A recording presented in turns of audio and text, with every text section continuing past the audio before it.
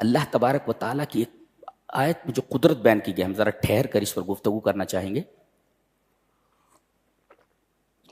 پہلے آیت پڑھتے ہیں، بالکل متوجہ ہو جائیے. متوجہ، بڑی عجیب و غریب آیت ہے، بلکہ یہ کہیے کہ اس پوری سورہ کریمہ کی روح ہے یہ آیت کریمہ. چلیے پہلے پڑھتے ہیں اس کو. وَعِندَهُ مَفَاتِحُ الْغَيْبِ لَا يَعْلَمُهَا إِلَّا هُوَ وَيَعْلَمُ مَا فِي الْبَرِّ وَالْبَحْرِ وَمَا تَسْقُطُ مِنْ وَرَقَةٍ إِلَّا يَعْلَمُهَا وَلَا حَبَّةٍ فِي ظُلُمَاتِ الْأَرْضِ وَلَا رَطْبٍ وَلَا يَابِسٍ إِلَّا فِي كِتَابٍ مُبِينٍ. کلام خود بتا رہا ہے کہ یہ کسی انسان کا کلام. ریدم دیکھ رہے ہیں آپ کیسا ہے؟ ریدم دیکھ رہے ہیں اس کلام کا؟ یہ انسان کا کلام ہو سکتا ہے کیا؟ اتنا ریدم، اتنا شاندار انداز ہے بولنے کا. فرمایا وَعِندَهُ مَفَاتِحُ الْغَيْبِ، اسی کے پاس غیب کی کنجیاں ہیں. یہ نہیں کہا مفاتح الغیب عندہ، غیب کی کنجیاں اس کے پاس ہیں. لا، وعندہ مفاتح، اسی کے پاس غیب کی کنجیاں ہیں. اس کا مطلب غیب کی کنجیاں نہ کسی پیر کے پاس، نہ کسی فقیر کے پاس، نہ کسی عالم کے پاس، نہ کسی جاہل کے پاس، نہ کسی نبی کے پاس، نہ کسی فرشتے کے پاس، نہ کسی جن کے پاس. وعندہ، اسی کے پاس ہے. اچھا، کیا کنجیاں؟ مفتاح مینس کی، اور اس کی جمع ہے مفتاح مینس کی، اور اس کی جمع مفاتح کیز. پوری ساری ایک بھی کنجی کسی کے پاس نہیں ہے. ایک نقطہ یہ معلوم ہے، اسی کے پاس ہے ایک. کنجیاں، اس کا مطلب کنجیاں بہت ہیں غیب کی، ایک بھی کنجی کسی کے پاس نہیں ہے. اچھا، کنجی کس لیے ہوتی ہے؟ تجوری کھولنے کے لیے. تو کنجی کسی کے پاس نہیں ہے. چابی اور چیز رکھی ہے الماری میں، تو الماری چابی سے کھلتی ہے نا، تو یہ چابی میرے پاس ہے، تو یہ چابی کسی کے پاس نہیں ہے، تو تجوری بھی کسی کے پاس نہیں ہے جی. اور پھر غیب کہاں رکھا؟ وہ اس تجوری کے اندر ہے. جب چابی نہیں ہے تو تجوری کیسے کھول سکتا ہے؟ تجوری نہیں کھولے گا تو اس کے اندر جو غیب کی چیزیں وہ کیسے وہاں تک کیسے پہنچ سکتا ہے؟ اللہ، یہ نہیں کہا کہ غیب کی چیزیں کسی کے پاس نہیں، چابیاں کسی کے پاس نہیں ہیں. اس لیے کہ چابی سے کوئی چیز کھلتی ہے. چابی، تجوری کے اندر وہ سامان رکھا ہوا ہے، تو چابی میرے پاس ہے تو تجوری تک نہیں پہنچ سکتا آدمی بغیر چابی کے. اور جب وہ کھلے گی نہیں تو غیب کی چیزیں تو اندر ہے نا. وَعِندَهُ مَفَاتِحُ، چابیاں کسی کے پاس نہیں، تجوری تو چھوڑو، اور اس کے اندر دو چیزیں ہیں وہ الگ ہیں. وَعِندَهُ مَفَاتِحُ الْغَيْبِ، اسی کے پاس غیب کی کنجیاں ہیں. یہ بتایا، اور کسی کے پاس نہیں. کنجیاں ہیں، کہاں ہیں؟ بھئی کنجیں ڈھونڈنا ہے نا کدھر ہے، تو تب کھولیں گے نا. فرمایا کہ لا یعلمھا الا ہو.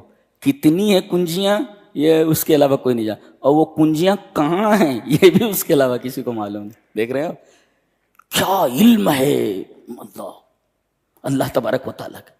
کنجیاں کتنی ہیں اللہ کے علاوہ کسی کو معلوم نہیں، اور کنجیاں کہاں رکھی ہوئی ہیں کسی کو معلوم نہیں. جب معلوم ہی نہیں ہے کنجی، اور کون سی کنجی کہاں لگتی ہے غیب کی کس تجوری میں وہ بھی معلوم نہیں. یہ بھی ثابت ہے اسی سے. وَعِندَهُ مَفَاتِحُ الْغَيْبِ لَا يَعْلَمُهَا إِلَّا هُوَ. اچھا، یہ معقولی چیز ہے، معقول جس کا تعلق عقل سے ہے، معقولات سے ہے جی. اب حسیات کا بیان ہو رہا ہے، یہ معقولات کا بیان نہیں ہے جی. وَيَعْلَمُ مَا فِي الْبَرِّ وَالْبَحْرِ، اور وہ جانتا ہے جو کچھ خشکی میں ہے جو کچھ تری میں ہے. ہاں، ٹائٹینک کہاں ڈوبا ہوا ہے، بہت دیر بعد لوگ وہاں پہنچے، لیکن اللہ کو پہلے سے معلوم ہے. ڈوبونے والا تو وہی تھا نا. سب بڑے بڑے لوگ تھے اس میں، معلوم ہے آپ کو، بڑے بڑے لوگ تھے سب. اور کیپٹن کا کہنا تھا، اور کمپنی کا ٹائٹینک کے، کہ یہ جہاز ایسی ہے کہ کسی بھی مصیبت کے وقت اس کو بچایا جا سکتا ہے کسی بھی قیمت پر. یہ بالکل ایوری تھنگ پروف ہے. اللہ تبارک و تعالیٰ نے پوری جہاز کو ڈبو دیا، سارے لوگ ایک ساتھ ہی ختم ہو گئے. اسے معلوم ہے کہ کہاں ہے وہ. وَيَعْلَمُ مَا فِي الْبَرِّ وَالْبَحْرِ. اللہ، خشکی میں کیا ہے اور تری میں کیا ہے. دیکھو یہ پہلے ادنا سے اعلیٰ کی طرف. ادنا کیا ہے؟ خشکی، اس لیے کہ ایک حصہ خالی خشکی ہے، 3 حصہ تو پانی ہے. لہذا من الادنا الى الاعلی، ادنا سے اعلیٰ کی طرف تدرج کیا گیا کہ اللہ کو معلوم کہ خشکیوں میں کیا ہے اور اللہ کو معلوم ہے کہ دریاؤں میں کیا ہے. ایک دریا تو ایسا بنا ہے کہ آدمی اس میں چلا جائے تو ڈوبے گا نہیں. پانی کی ڈینسٹی اور کثافت اور بوئنسی، اس کی اچھال ایسی ہے کہ تیرنا نہ آتا ہو تو ڈوبے گا نہیں. بحر مردار ہے، اس میں کوئی چیز زندہ نہیں رہتی ہے. اللہ وَيَعْلَمُ مَا فِي الْبَرِّ وَالْبَحْرِ، خشکی میں کیا ہے اور تری میں کیا ہے، سمندر میں کیا ہے. وہاں کسی چھوٹی مچھلی نے کیا کھایا ہے، اسے ملا کر کھانے کو ہم کو معلوم ہے. اتنا بڑا علم، اللہ اکبر. یہ اللہ کے بارے میں یہ سب کچھ جاننے کے بعد کسی قبر والے سے مانگنا کتنی بڑی حماقت دکھتی ہے نا، کتنی بڑی بدنصیبی اور کتنی بڑی حماقت دکھتی ہے. وَيَعْلَمُ مَا فِي الْبَرِّ وَالْبَحْرِ، خشکی میں کیا ہے اسے معلوم ہے، سمندروں میں کیا ہے اسے معلوم ہے. اچھا اب بتایا کہ خشکی میں علوی چیز، جی علوی چیز کیا ہے اور خشکی میں سفلی چیز کیا ہے، اوپر کیا ہے. اللہ نے پہلے اوپر کا تذکرہ کیا پھر نیچے کا. وَمَا تَسْقُطُ مِن وَرَقَةٍ، کوئی بھی پتا اوپر سے نیچے گرتا ہے، من علو الی سفل، اللہ کو معلوم ہوتا ہے یہ ہے. اور وَلَا حَبَّةٍ فِي ظُلُمَاتِ الْأَرْضِ، رات کی تاریکیوں میں کوئی دانہ کدھر ہے یہ اللہ کو معلوم ہے. اللہ اکبر. یہ ہے زمین کے اندر کیا ہے. اب بتائیے پوری زمین ہے، پوری زمین اتنی وسیع ہے، اس کے اندر ایک دانہ کدھر اللہ کو معلوم ہے. یہ علم ہے. ایک پتا گرتا ہے اللہ کو معلوم. تو پہلے معقولات کا ذکر کیا گیا، پھر محسوسات کا.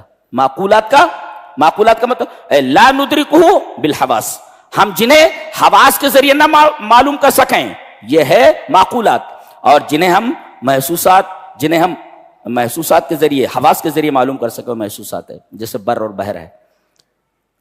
اور اس کے بعد پھر کہا گیا، پھر وہی معقول لایا گیا، ولا رطب ولا یابس الا فی کتاب مبین. کوئی تر اور کوئی خشک ہماری نگاہوں سے اوجھل نہیں ہے، ساری چیزیں کتاب مبین میں. کیا قدرت بیان کی گئی. اللہ اکبر، سبحان اللہ وبحمدہ سبحان اللہ العظیم. اس کو معبود کہتے ہیں، یہ ہے ہمارا رب، اس کو رب کہتے ہیں. جو لوگ اللہ کو چھوڑ کر دوسروں سے مانگتے ہیں، میرا خیال یہ ہے کہ انہوں نے قرآن کو نہیں پڑھا ہے، اللہ کی عظمت نہیں جانی. اللہ نے یہ فرمایا کہ مجھے چھوڑ کر دوسروں کے پاس آدمی کیوں جاتا ہے. وما قدر اللہ کا قدر، اللہ کی قدر نہیں جانی، اللہ کیسا ہے. جی